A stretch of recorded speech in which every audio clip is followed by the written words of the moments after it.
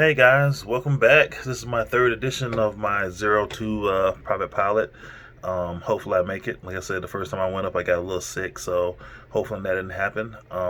With the COVID crisis kind of hitting, most of the airports are shut down, and all the training has stopped, and I'm trying to catch up and get caught up and get those things done. So I have another story that actually kind of occurred with that I want to share with you guys. But while it was happening, I went and got my third class medical. Um, it cost me about $110. There are only certain doctors that can do it. You can do a Google search and find your guys who can do it for you locally, and it's pretty much a basic physical. The most weird thing that I found that I haven't really done in other physicals was they do a color blindness test, and that is pretty much the only thing that's difficult. Everything else is normal.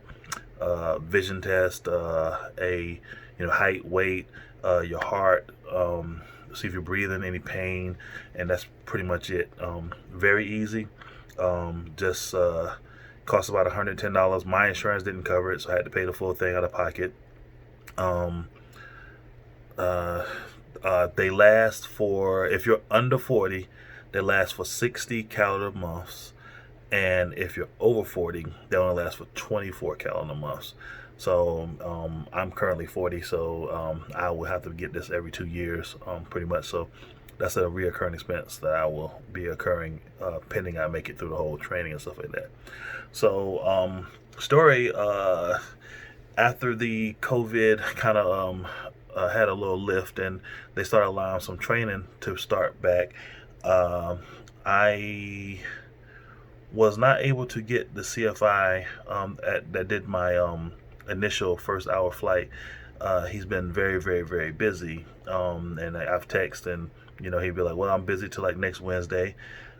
Maybe like Tuesday, I hit him again, and then he'd be like, "I'm still kind of busy." So he was trying to wait till another CFI got there, and he wanted to pass me to him, but I didn't want to wait because I'm interested in getting this done like as soon as possible. I want to be a private pilot by January of 2021.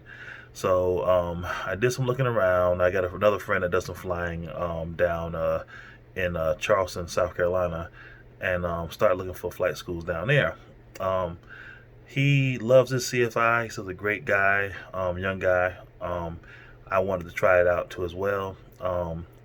Spoken to him, was very enthusiastic about doing it, but I got a little skeptical because they actually charge a pretty large fee just to start, and this fee does not include any flight time or anything. It's just a fee, and the fee is for books. They give you simulator time and things of that nature. So I felt that fee was a little high just to have for books. Because like I said, I already bought like probably about $60 in books and training stuff prior to me even trying to start this. So I kind of backed down for a little bit. And plus, I want to buy my own flight simulator stuff, which is going to cost me probably about $500 to $600 with the yokes and the foot pedals and throttles and the actual flight simulator. Microsoft makes a really, really good flight simulator, and I've been hearing nothing but great things about it. So even the first CFI that I flew with suggested I get the flight simulator. So I was searching for a flight school, and I don't know how I missed this, but the fact that I couldn't get with the first guy that I went up with for my first flight made me do a Google search. And I did a Google search just for like CFIs, and for some reason these two results didn't pop up the first time I went looking. So one pops up, and it's in Camden, South Carolina, the Facebook page, and the Facebook page is about 2 years outdated. And I was like, I don't know about that. It was dealing with something like Cirrus something, and I was like, oh, there's a bad plane. It's a nice plane that everybody loves called a Cirrus SR-22, and the Cirrus 20. Those like the Lamborghinis of like the private pilot planes right now. I was like, okay, so I want to look that up. And like I said, the Facebook page was a little outdated, so I kind of backed me off. And then the second one was another school that was fairly close to me. I called them up, and they had a nice website and everything. And the woman is like, "Yeah, we got training planes, and they're $115 an hour, and they're wet, and that means they have the oil and fuel included.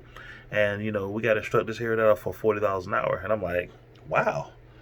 I was like, so the other schools that I was looking at were $140 to $170 for planes per hour, as well as the instructors were $50 an hour.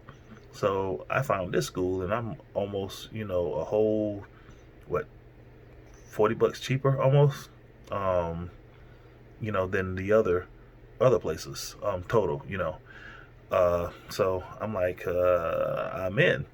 I did have another guy who used to train with me and stuff like that. He got his private pilot license, and he has a instructor that's just a private instructor with his own plane. But I tried to text him a few times, and we just never linked up. So I just went in for him, and just went ahead with this new school. I went there, met the instructor, and nice guy. The only thing that he can only fly on the weekends, Friday, Saturdays, and Sundays. I wanted to try to get a few hours in during the week, some afternoons, or maybe like some lunchtime stuff, but I'll put that on hold. I mean, the price is a lot cheaper. The instructor seems very, very knowledgeable, and I think I'm just going to roll with that on him. Oh, also the plane that they have is a little older than the one that I flew the first time. That one was like a 92 or 90, no, I think it was a 98 Cessna 172. This one is I think it's like probably about a 77, and it doesn't have all the bells and whistles that the other one had. The other one was fuel injected. And I also had the G1000 big, large screens for navigation and things. This one here has the steam gauges mostly, and then as far as electronics, it has a small Garmin G5, about the size of a steam gauge, and it has like everything in that little area. So went out there, checked the plane out. Plane looks great. Like I said, it's a little older. Just had all the bells and whistles that some people really want. And in my opinion, if you really want to learn to fly, you probably should learn how to fly with the steam gauges, because if those large G1000 screens go out, the last thing you have is the backups, which are mainly the steam gauges that are for backups that are in there for your secondary use. But like I said, I'm going forward with those guys, and see how it goes. So that's all I have for this video, really. Like I said, I want to keep my videos under 10 minutes, and it looks like I'm working on that. But like I said, I got a couple of videos I'm going to start dropping. I'm going to take like probably Friday, Saturday, and Sunday starting out for lessons to kind of get in there real hard and real fast, and see how that goes. So bear with me, guys, and I'll be dropping more videos and hopefully dropping some more knowledge to you guys. Thanks.